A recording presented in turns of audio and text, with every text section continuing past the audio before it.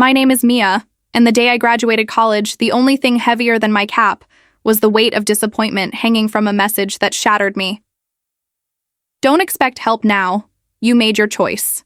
It was from my father, and it came just moments before I walked across that stage. While others had parents cheering, crying, and snapping photos, I stood alone in my robe, scanning the crowd for a face that would never show. I had paid for every class, studied through nights filled with doubt, and skipped meals just to afford rent. All because years ago, I chose to chase a dream my father didn't approve of. And now, even as I held my diploma, all he could offer was a reminder that I was on my own. What he didn't know was that the pain he caused that day would become the fuel that built an empire. Because 6 years later, as I stood in a glass-walled conference room overlooking the city skyline, my CFO leaned over with a grin and said, "It's official. NASDAQ approved the IPO." And in that moment, I knew. I didn't need his help. I never did. But getting there wasn't smooth or glamorous. The road between that message and my first investor meeting was jagged with humiliation, hunger, and heartbreak. It started back in sophomore year, when I switched majors from biology to computer science and economics, a double major my dad scoffed at.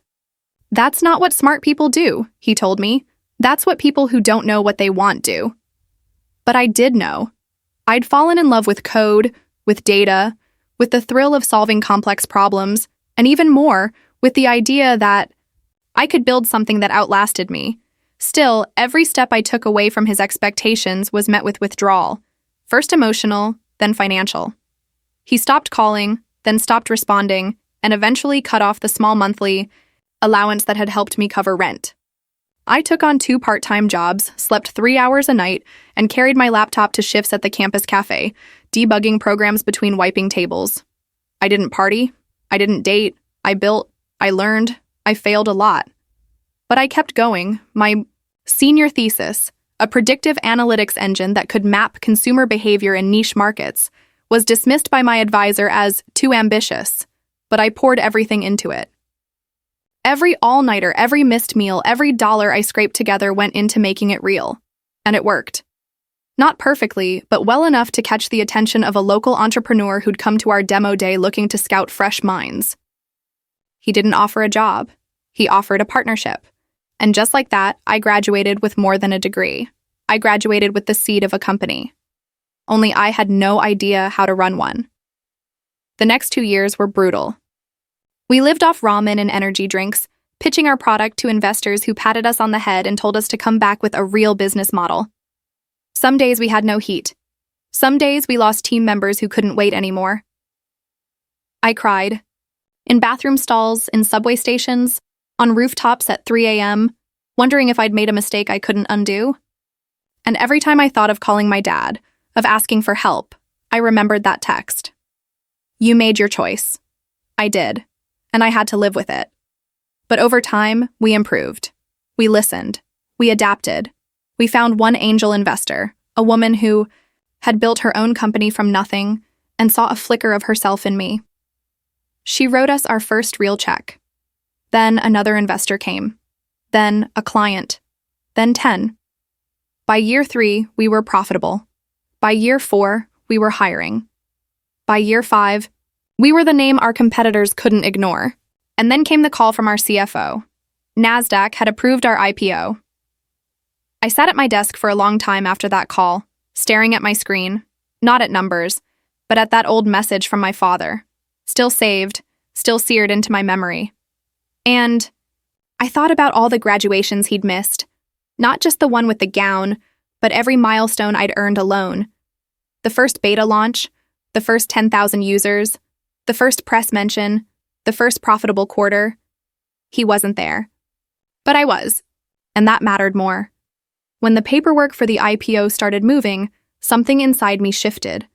An odd cocktail of pride, fear, and unresolved grief.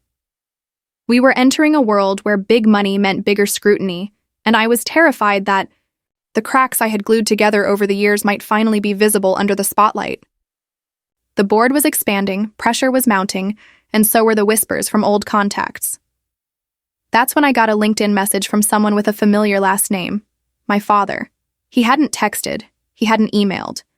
Just a cold, professional, "Let's connect" request from a new profile that described him as a strategic advisor. I didn't accept. Not immediately. I stared at it for days, knowing what he was doing. The IPO news had made the rounds, and suddenly I was someone worth associating with. That night, I walked alone to the same bench where I used to eat dollar slices after night shifts during college, and I cried. Not because I was sad, but because I was finally done begging for approval. I declined the connection. Meanwhile, the team was growing at breakneck speed. We had new engineers, PR teams, legal consultants, and suddenly my little apartment wasn't enough. We moved into our first real office, a sunlit space downtown with glass walls and that fresh paint smell of arrival. But success didn't soften life. It sharpened it. There were moments I doubted myself, when major deals fell through, when anonymous trolls claimed I was just a diversity hire CEO, when one of our earliest hires betrayed us by leaking internal documents to a competitor. I remember standing in the server room, the only place quiet enough to think, and staring at a wall, asking myself if this was worth it. And every time, I found my answer in the silence: yes.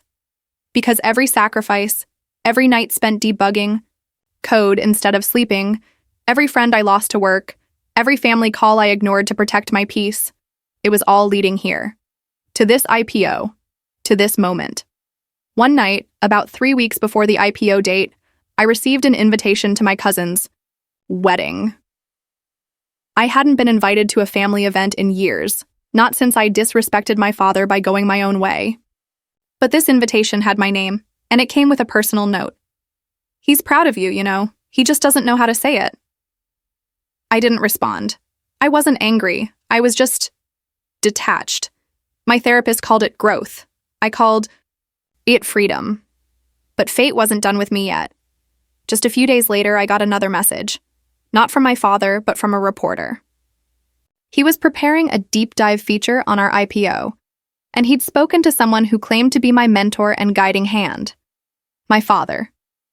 He had given a long quote, full of half-truths and poetic reinvention of the past, casting himself as the wise parent who knew she had it in her all along.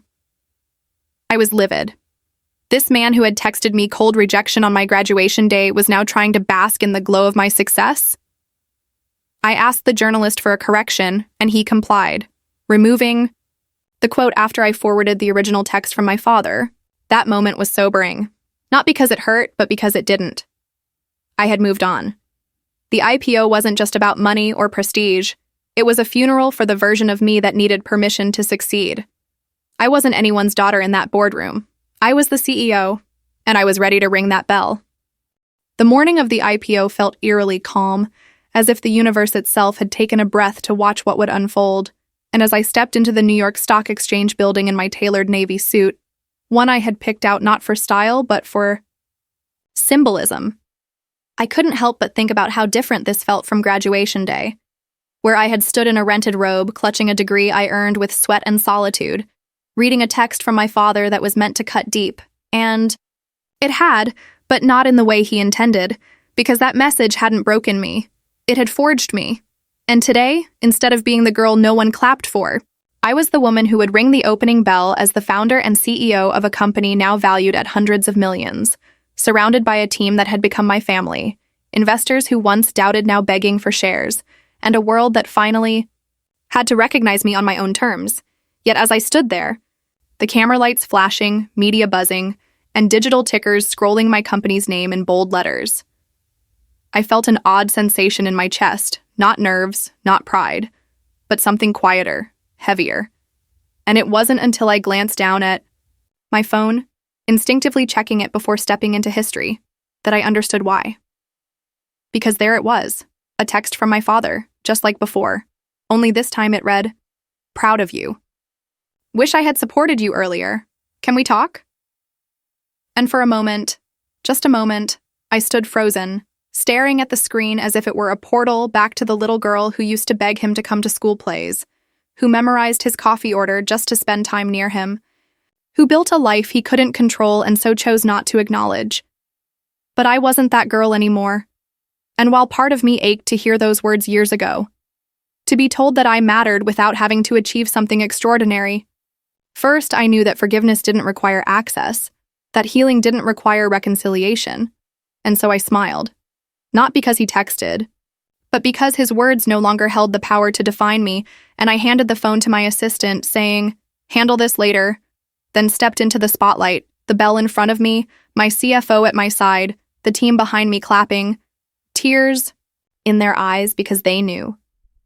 They knew the nights we almost gave up, the deals that almost ended us, the layoffs we narrowly avoided, the early believers who stayed when it made no sense to, and the meaning of this moment for all of us. And when I rang that bell, its clang echoed not just through the exchange floor, but through every chapter of my story. From college cafe shifts where I studied algorithms with greasy fingers, to nights sleeping on the office couch because I couldn't afford to go home, to every rejection email, every no, every investor who said, "You're too young," every article that called me a female CEO as if that were the whole story, every Thanksgiving I skipped because I didn't want to sit across from my father and feel small, every look of pity from people who assumed I needed fixing when I only needed space to grow. And as the confetti rained down and the market opened and my company's stock ticker blinked green, I knew we had arrived not by luck, not by favor, but by design, by grit, by stubborn refusal to be forgotten. And yet the moment that brought me closest to tears came not from the IPO, but from a quiet meeting that followed weeks later, meeting with a group of high school girls visiting our office as part of a mentorship program, and one of them, maybe 16, maybe 17, wearing her hair in a big messy bun like I used to, asked me, "What do you say to people who didn't believe in you?" And I paused, looking at her not as the CEO, but as someone who had stood exactly where she stood, who had known that loneliness of ambition. And I said, "You don't say anything. You build so loud they can't ignore you." And she smiled. In that way, that made me believe she got it, really got it. And as they left, chattering and laughing, I realized that was the real IPO. Not the shares or the market cap or the headlines, but the offering of a piece of my journey to someone else's. Beginning, a chance to be the support I never had, the voice I once needed. And while I knew my father would keep reaching out, through emails, mutual contacts, maybe even a letter or two, I also knew that any reconciliation, if it ever happened, would be on my terms, not out of guilt or pressure or the fear of being called cold, because I wasn't cold. I was clear about the boundaries I'd built not out of bitterness but self-respect, clear that I didn't need a father to become who I was meant to be, and clear that family isn't always defined by blood, but by those who show up, who believe in you when it's inconvenient, who clap the loudest when no one else even notices you're on stage. And as I returned to my office, overlooking the skyline I used to dream about through cracked dorm windows, I sat at my desk, now polished oak instead of thrift store pine, and opened a handwritten note from my co-founder. To Mia, we did it. But more than that, you did it. Never forget what you're made of. And I didn't. I wouldn't, because I was made of sleepless nights and stubborn fire, of broken ties and rebuilt dreams, of silence turned into symphony. And as I looked out at the city bathed in golden evening light, I knew this wasn't the end of my story. It was just the beginning of a legacy built not on revenge, but on resilience.